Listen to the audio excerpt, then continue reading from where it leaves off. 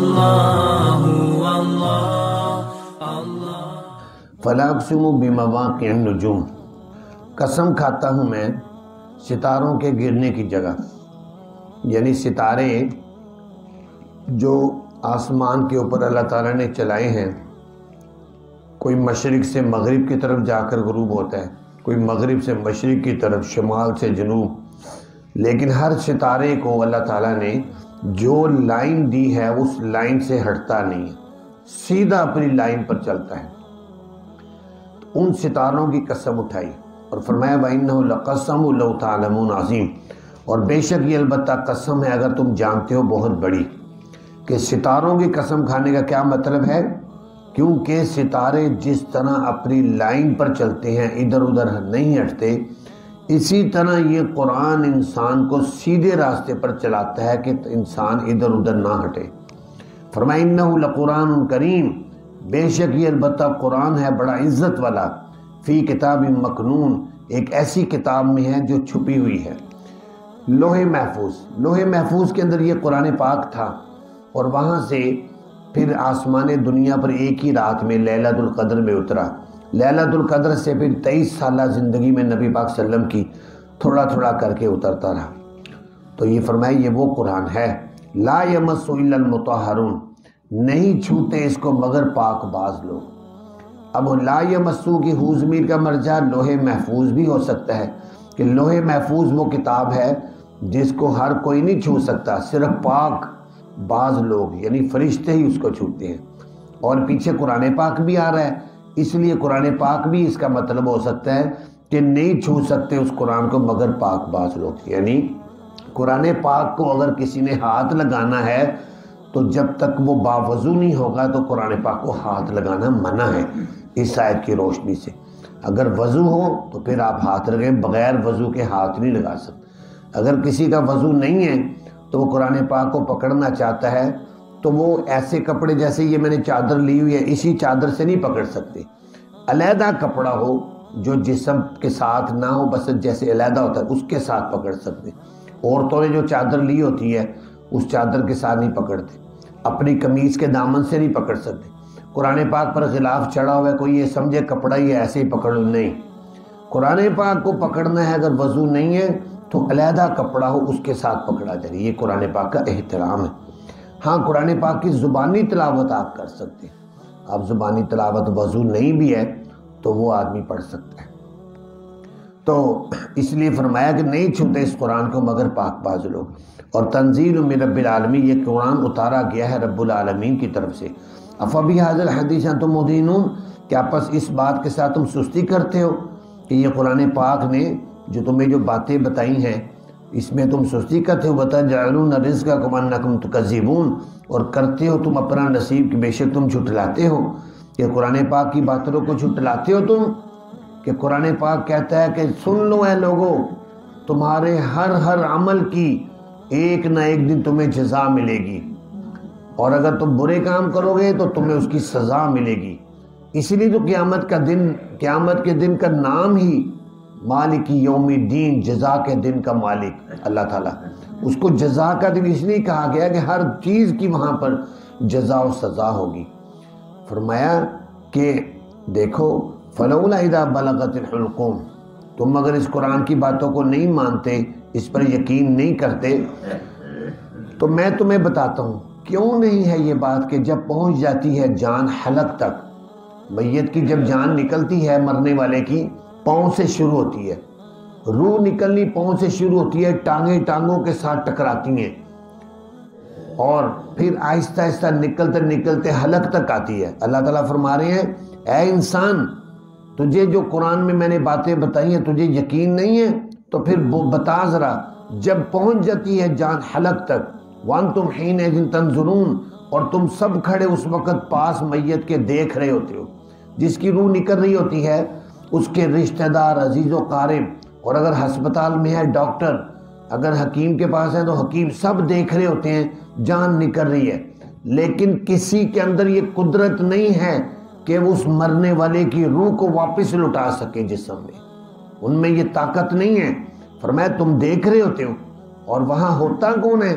وَنَحْنُ أَقْرَبُ إِلَيْهِ مِنْكُمْ وَلَكِنْ لَا تُبْصِرُونَ، اور ہم قریب ہوتے ہیں اس مرنے والے کے تم سے بھی، لیکن تم دیکھ نہیں رہے ہوتے، تمہیں وہاں نظر نہیں آ رہا ہوتا، ہم وہاں موجود ہوتے ہیں۔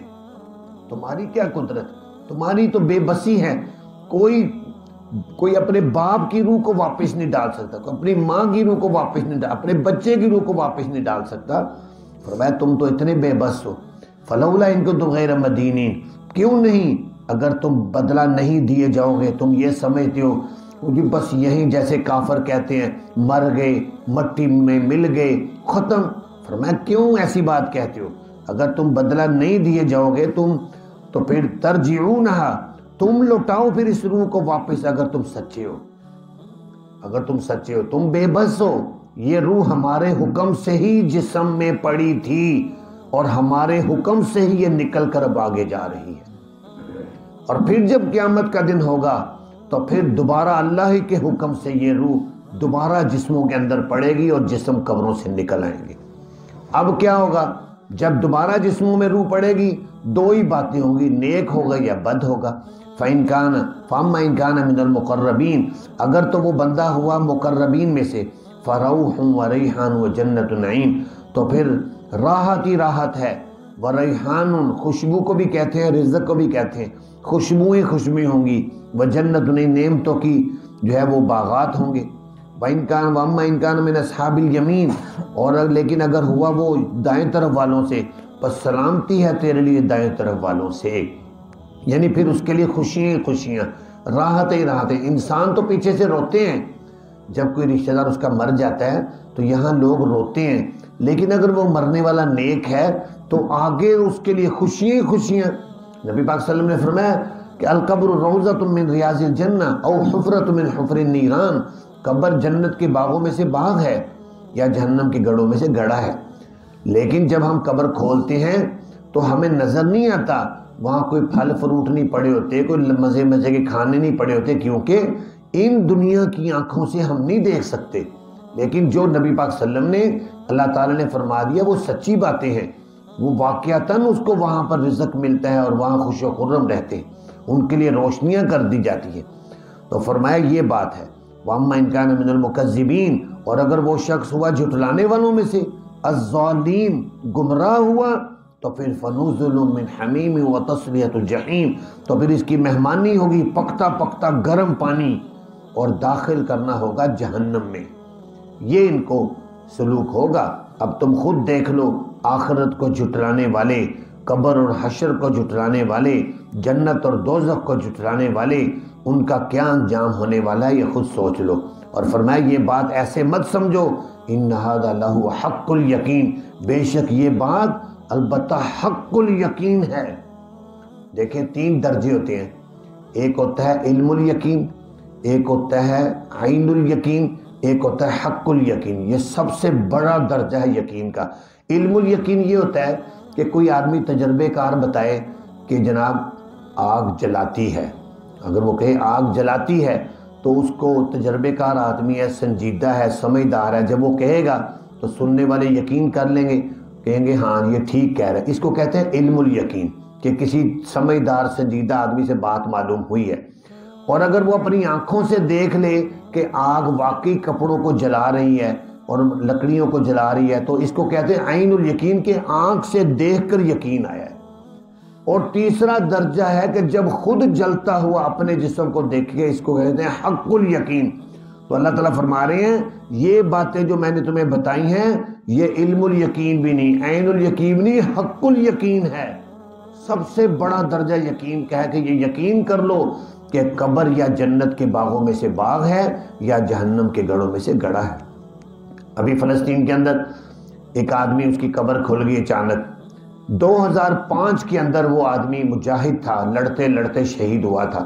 جب اس کی قبر اچانک ایک طرف کی دیوار گر گئی تو دیکھا تو وہ قبر میں ہنس رہا ہے اور سویا ہوا ہے اور اس کا خون ابھی تک جاری ہے، 2005 کا۔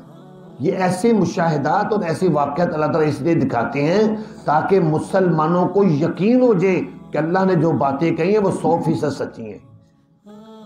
اور یہاں پر میو اسپتال کے اندر ایک بابا جی فوت ہو گئے، بس یہ آخری بات ترجمہ کر کے ختم کر دیں۔ تو اس کو والی وارث کوئی نہیں تھا، تو کوئی لاوارث اگر بندہ مر جائے تو ہسپتال کی طرح گورنمنٹ کی طرف سے آرڈر ہوتا ہے کہ اس کو جنازہ پڑھ کے دفن کر دو۔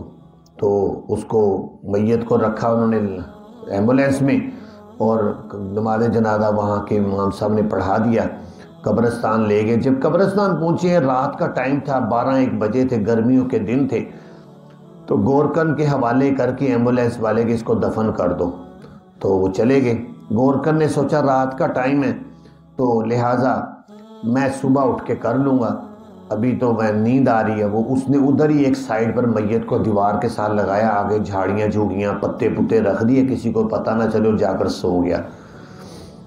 اگلے دن اس کو اچانک کسی اور طرف سے 2 قبروں کے آرڈر آ گئے، وہ قبریں بنانے میں مصروف ہو گیا۔ ایک قبر کو آدھا دن لگتا ہے، 2 قبریں بناتے سارا دن اس کا گزر گیا۔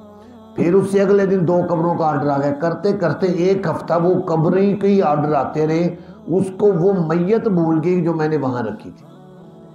1 ہفتے کے بعد اس کو یاد آیا لیٹے ہوئے کہ اوہو میں نے تو وہاں میت رکھی تھی۔ اب 2 ہی باتیں تھی، یا تو وہ میت گل سڑ گئی ہوگی، تو یا پھر اس کو جانور کتے وغیرہ وہ نقصان پہنچا کر خراب کر دیا ہوگا۔ بہرحال وہ وہاں دوڑتا ہوا گیا، جب اس نے جھاڑیاں ہٹائی تو میت تو پڑی ہوئی ہے۔ اس نے جب قبر چہرے سے ذرا کفن ہٹایا تو ایک باریش بزرگ ہیں، وہ ایسے سوئے ہوئے ہیں جیسے ابھی سوئے ہوئے۔ وہ بڑا حیران ہوا۔ گورکن نے کہا یہ ضرور اللہ کے نیک بندے ہیں، لہذا اس نے بڑی تسلی سے بڑی اچھی قبر بنا کر ان کو دفن کیا، اور کہنے لگا میں ادھر روزانہ، گورکن نے کہا میں اب یہاں فاتحہ پڑھا کروں گا۔ کرتے کرتے 40 دن گزر گئے۔ 40 دنوں کے بعد لمبے لمبے قدوں والے 10-15 بندے قبرستان میں آ گئے۔ انہوں نے آ کر گورکن کو کہا فلاں تاریخ کو میوں ہسپتال سے ایک لاش آئی تھی، تو وہ کہاں ہے ہمیں بتاؤ۔ گورکن نے کہا لگتا ہے یہ والی وارث آ گئے ہیں اور یہ میت کو نکال کر لے جائیں گے، تو میں ان کو بتاتا ہی نہیں ہوں، بتاؤں گا تو یہ لے جائیں گے۔ اس نے کہا مجھے نہیں پتا بھائی، مجھے نہیں یاد۔ انہوں نے کہا نہیں، گورنمنٹ کے کاغذوں میں موجود ہے، آپ بتائیں۔ کرتے انہوں نے سختی جب کی تو سختی کی تو پھر وہ ڈر گیا، کہتا اچھا میں بتاتا ہوں۔ لے گئے اور جا کر اس نے کہا یہ قبر ہے۔ وہ چونکہ میاں والی کے لوگ تھے، لمبے لمبے قدوں والوں نے کئییں پکڑی اور خود ہی کھودنا شروع کر دی۔ قبر کو کھودا، 40 دن میت کو دفن کیے ہو چکے تھے، اور انہوں نے جب قبر کھولی، سلیپوں کو ہٹایا تو میت کو جب باہر نکالا، اس کے چہرے سے جب کفن ہٹایا تو وہ آج بھی ویسے ہی سویا تھا جیسے ابھی اس کو لٹایا ہے۔ وہ لوگ کہنے لگے کہ یہ ہمارے محلے کے، ہمارے گاؤں کے امام مسجد ہیں، سارے علاقے کو انہوں نے قرآن پڑھایا، ہمیں یقین تھا ان کی قبر کچھ نہیں کہہ سکتی۔ تو پھر وہاں سے وہ میت کو نکال کر لے گئے۔ تو ایسے واقعات اللہ تعالیٰ دکھاتے ہیں، اس لیے فرمایا یہ حق الیقین ہے، یہ باتیں جو ہمارے پیارے پیغمبر نے کہی ہیں، جو قرآن کہہ رہا ہے فَسَبِّحْ بِاسْمِ رَبِّكَ الْعَظِيمِ، پھر تسبیح کر تو اپنے رب کے نام کے ساتھ جو بڑی عظمتوں والا ہے۔ اللہ تعالیٰ سے دعا ہے اللہ تعالیٰ میں قرآن پاک کو سمجھنے کی توفیق عطا فرمائے۔